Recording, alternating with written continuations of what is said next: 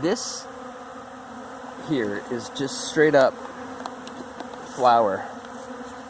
I guess this is bleached. From what I've read, this flower, basically bleached or unbleached, it's, for all practical purposes, it's the same value. And the value is actually quite low compared to Ultra Bee or any kind of real pollen.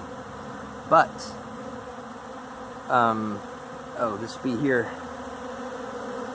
has kind of orange pollen sacs. He's kind of mixing. They say they don't mix, but he's mixing. Anyway, or she's mixing on her purses.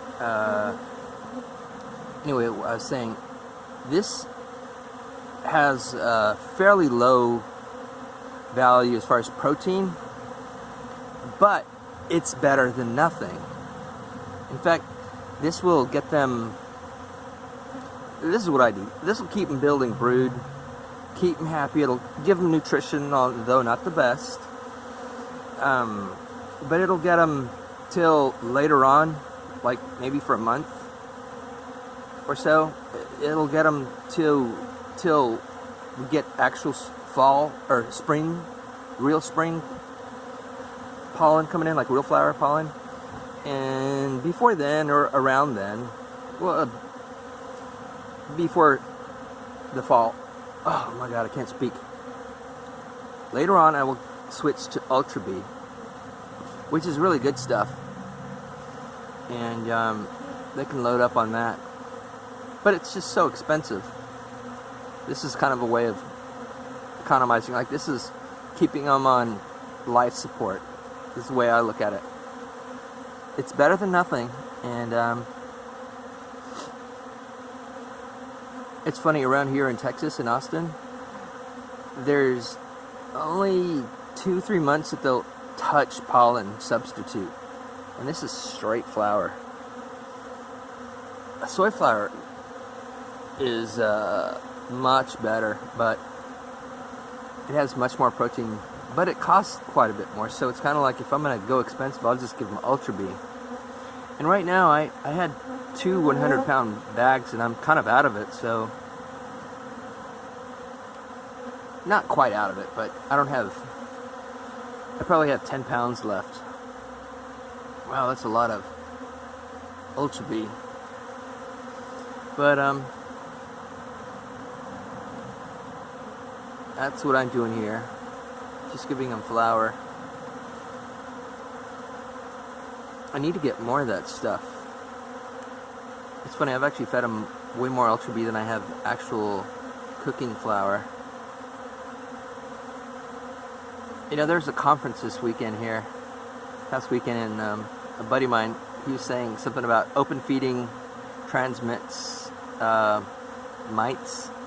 And it can, and it does. I've actually seen one mite when I was open feeding.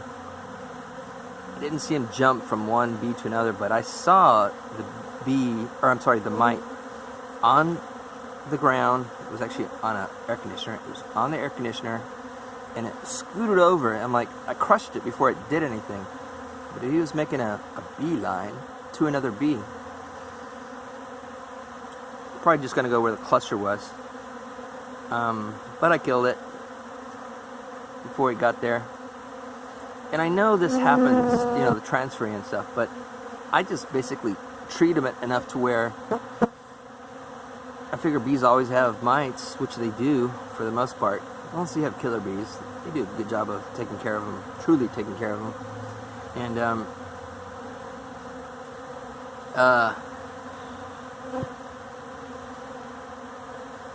yeah, the treating, I treat them often enough. Most people don't treat bees so often. I notice they'll do it like just once in spring and once in fall, which really isn't enough to like really do a good job. Keep them healthy. I don't know, I remember reading something about Randy Oliver. He even had some slides about it. It was basically a puppy that was covered in fleas and said, like, is this humane? And that's really stuck with me. Truly, like, I don't want mites on my bees, so I treat them. If it were a puppy bees, bee puppy, I treat them with oxalic acid and formic acid. In fact, I need to make a nice big fat batch of formic acid and treat them out in Jarrow, which is where I keep most of my bees. Okay, that's today's boring video.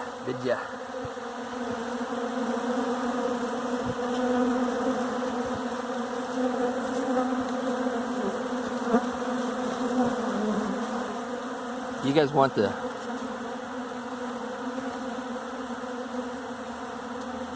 Is that a bee in there? I think there's some other kind of bug. Yeah, it's some other kind of bug. Oh, the bee tried removing it. One thing John Pluta did, man, he doesn't make videos anymore, but he had cool ones. He mixes sand with this to keep it from clumping. They'll take care of this by the day. I just pour enough where they hat clear it by the day. Ooh, I'm dirty.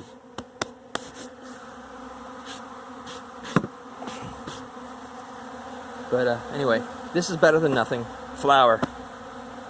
If they're going for flower, they're really desperate, because